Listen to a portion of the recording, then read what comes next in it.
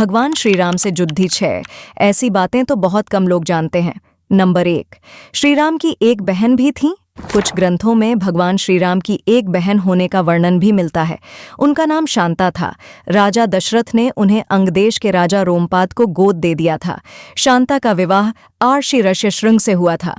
राजा दशरथ द्वारा किया गया पुत्र का मेष्ठी यज्ञ मुख्य रूप से आर्षि ऋष्यशृंग ने ही करवाया था, जिससे श्री राम आदि का जन्म हुआ। नंबर 2, सीता स्वयंवर में नहीं गए श्री राम। श्री रामचरितमानस में लिखा है कि श्री राम सीता स्वयंवर में गए थे, जबकि वाल्मीकि रामायण में सीता स्वयंवर का वर्णन नहीं है। उसके अनुसार राम व लक्ष्मण आर्षि विश्वामित्र के साथ मिथिला गए थे। विश्वामित्र ने ही राजा जनक से श्री राम को वह शिव धनुष दिखाने के लिए कहा।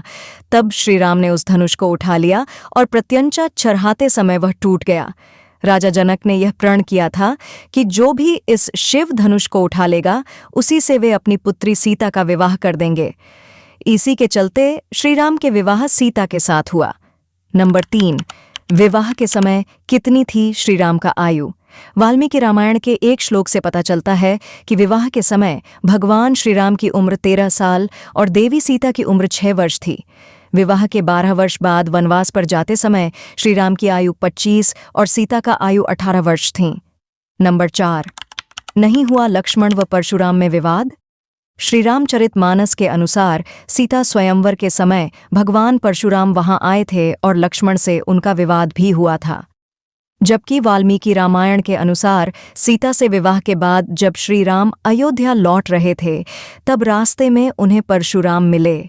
उन्होंने श्री राम से अपने धनुष पर बाण चढ़ाने के लिए कहा। श्री राम ने जब उनके धनुष पर बाण चढ़ा दिया तो बिना किसी से विवाद किए वे वहां से चले गए। नंबर 5, इसलिए श्री राम के हाथों मरा रावण रघुवंश में एक परम प्रतापी राजा हुए थे, जिनका नाम अनरण्य था। जब रावण विश्व विजय करने निकला तो राजा अनरण्य से उसका भयंकर युद्ध हुआ। उस युद्ध में राजा अनरण्य की मृत्यु हो गई, लेकिन मरने से पहले उन्होंने रावण को श्राप दिया कि मेरे ही वंश में उत्पन्न एक युवक तेरी मृत्यु का कारण बनेगा। नंबर 6, कबंध को श्राप मुक्त किया था श्री राम ने। जब श्री राम और लक्ष्मण वन में सीता की खोज कर रहे थे, उस समय कबंध नामक राक्षस का राम लक्ष्मण ने वध किया था। वास्तव में कबंध एक श्राप के कारण राक्षस बन गया था। जब श्री राम ने उसका दाह संस्कार किया तो वह श्राप मुक्त हो गया। कबंध ने ही श्री राम को सुग्रीव से मित्रता करने के लिए कहा था। अगर आप भगवान राम में आस्था रखते हैं तो चैनल को सब्सक्राइब अवश्य करें।